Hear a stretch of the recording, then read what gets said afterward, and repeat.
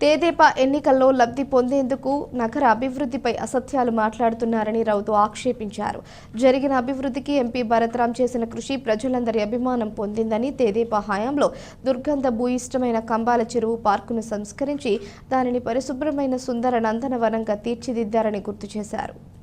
The Rajahmundry press క్లబ్లో మంగళవారం జరిగిన మీడియా సమావేశంలో రౌతు మాట్లాడుతూ, ఇటీవల నగరంలో 9 కిలోమీటర్ల మేర సీఎం జగన్మోహన్ రెడ్డి మేమంతా సిద్ధం పేరుతో నిర్వహించిన బస్సు యాత్ర రోడ్ షోకు ప్రజల నుంచి వచ్చిన స్పందనే మళ్లీ వైఎస్ఆర్సీపీ ప్రభుత్వం అధికారంలోకి వస్తుంది అనడానికి నిదర్శనమన్నారు. పేద ప్రజలకు జగన్ ప్రభుత్వం అందించిన సంక్షేమ కార్యక్రమాల పట్ల ఉన్న కృతజ్ఞతే కారణమని రౌతు గుర్తు చేశారు. అదే రీతిలో ఎమ్మెల్యేగా భరత్ రామ్ నామినేషన్ కార్యక్రమానికి ప్రజలు విశేష రీతిలో తరలి రావడం వెనుక అభివృద్ధి కార్యక్రమాలే కారణమన్నారు.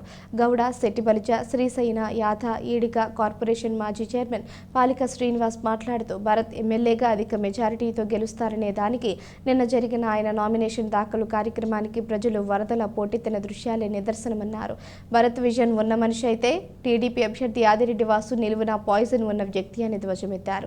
సమాజంలో వైఎస్ఆర్సీపీ సిటీ మాజీ అధ్యక్షుడు నందిపు శ్రీనివాస్, బాకచర్ల కృష్ణ, నీలం గణపతి, కురుమిల్లి శాంతి స్వరూప్, రొక్కం త్రినాథ్, కొమ్మోజు దుర్గారావు, సురేష్ తదితరులు పాల్గొన్నారు. బ్రిడ్జిలే కానీ ముంపు ప్రాంతాలు ఇవాళ అందరూ చెప్తున్నారు, మేము వస్తేనంట వాళ్ళు ఏదో మేనిఫెస్టో చూసాను తెలుగుదేశం వాళ్ళు, మేము వస్తే రాజమండ్రి ముంపు లేకుండా, అసలు ముంపు లేకుండా ఇవాళ వాళ్ళుంటే తిలక రోడ్డు దగ్గర తెలుగు వారి చెరువు నేను చేశాను. 4 ఎకరాల భూమిలో స్టార్ హోటల్కి ఇచ్చేస్తే దాన్ని మరలా చెరువు చేశాను.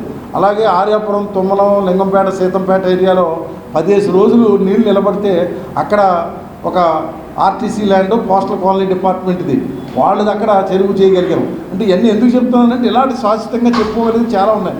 లేదు మాకన్నా ఎక్కువ చేసామనేటువంటి పరిస్థితి తెలుగుదేశానికి ఉంటే ఓపెన్ డిబేట్కి వస్తే ఇదే ప్రెస్ క్లబ్లో గతంలో జరిగాయి. గతంలో ఏదైనా ఎలక్షన్స్ వచ్చినప్పుడు వివిధ పక్షాలను పిలిచి ప్రెస్ క్లబ్బుల్లోనూ వాటిలోనూ ఓపెన్ డిబేట్ పెట్టేవారు. అలాంటి ఓపెన్ డిబేట్కి వచ్చి ప్రజలకి చెప్పవలసినటువంటి ఆవశ్యకత ఇవాళ తెలుగుదేశం వాళ్ళని నేను ఈ పత్రిక ఈ ప్రెస్ మీట్ ద్వారా వారిని ఆహ్వానిస్తున్నాను. నిన్న చూడగానే మాకు అర్థమైంది, భరతరాముడు ఆల్రెడీ గెలిచేశాడు. భరతరాం గెలిచేశాడు, ఎమ్మెల్యే కింద గెలిచేశాడు. వాసు గారు, తమ్ముడు వాసు, నీకు ఒకటి చెప్తున్నా, రాసి పెట్టుకో. ఈ రోజున కౌంటింగ్ స్టార్ట్ అయింది. రేపు మే 13న ఎలక్షన్స్, జూన్ 3, 4 తారీఖులో ఉంది కౌంటింగ్. నేను నిజంగా తమ్ముడు వాసుకు చెప్తున్నా, ఒక బస్ టికెటో ట్రైన్ టికెటో ఏ టికెట్ బుక్ చేసుకుంటే ఈరోజే బుక్ చేసుకో. కరెక్ట్గా జూన్ 4 తారీఖున ఆ రోజు సాయంత్రం వరకు చూసి, ఎక్కడైతే మీ యొక్క సొంత రాష్ట్రం ఈ మధ్యలో ఏర్పాటు చేసుకున్నారు కదా మీ ఫ్యామిలీ సొంత రాష్ట్రం, ఆ తెలంగాణ రాష్ట్రానికి వెళ్ళిపోవడానికి సిద్ధంగా పెట్టి వేళకు సిద్ధంగా ఉండమని ఈరోజు టికెట్ బుక్ చేసుకోమని చెప్తున్నా. ఒక భరతరామ్ అనే వ్యక్తి ఒక ఎమ్మెల్యే కాదు, ఒక మంత్రిగా కూడా రాబోతున్నాడు, రాసుకో. ఇది నిజం, మేము ఛాలెంజ్ చేస్తున్నా.